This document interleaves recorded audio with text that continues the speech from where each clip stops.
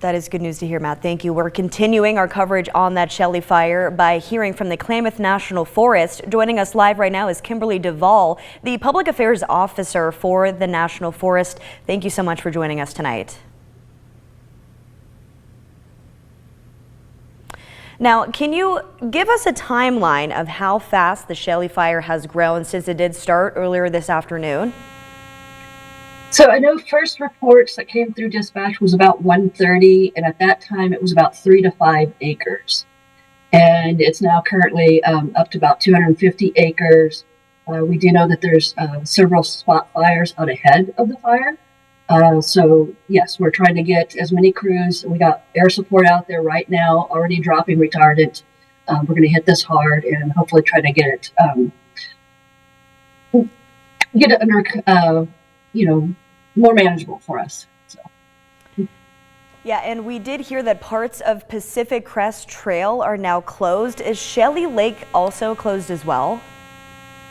I would believe that the area around there is. I know we were looking at the Pacific Crest Trail, particularly the section between Etna Summit and Shackelford Trail. But, as things progress, that may expand, the closure as well. So just everybody's going to be up in that area just needs to kind of check with us before visiting. Absolutely. And earlier in our newscast, we mentioned that there was a complex incident management team on this. Can you kind of just give an overview of what that management team is and what their duties are for this fire? In the past, you've always heard of incident management teams being a type 1, type 2, or type 3. They've kind of gone away from that last year, and now it's just sort of a complex incident management team. And complex just means that there's a lot of different factors involved. So you have community considerations in there. You also have proximity of whether or not it may jump into adjacent land. So whether or not we need to, go into a joint command, that's something in there. And then, just some of the other stuff about how fast it's growing and so forth. So complex is just the new term for how we're calling incident management teams.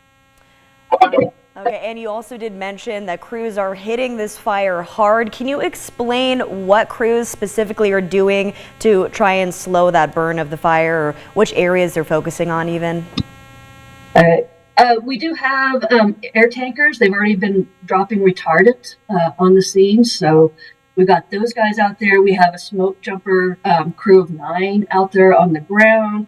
We've got 3 hot shot crews that are working towards their area, towards the fire. We also have several helicopters that are dumping water on there. And we're also calling in a lot of other resources. We're working with our partners at CAL FIRE to bring in some of those resources, as well as our Forest Service crews. Absolutely, and I'm sure it's way too early to decide what the cause of this fire was, but is there any concern that it might have been started by a person? At this time, the fire is still undetermined as far as the cause in there. So as we know more, we'll put it out in updates. Okay, Kimberly, thank you. And just one last question. What can people at home do to help during this heat wave and throughout the summer? Especially we're seeing the 4th of July just tomorrow. So what can we do to kind of minimize fire starts?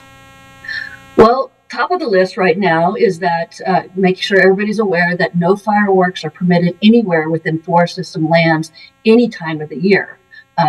But particularly now, we got hot and dry conditions out there. We also want to make sure that people are, that if they are out there on the forest, that they're diligent about putting out their campfires and keeping an eye on them. We don't want to have other smaller fires, popping up in the area across the forest that would pull resources away. So, doing that, also making sure you have a spark arrestor and then not parking on tall, dry grass.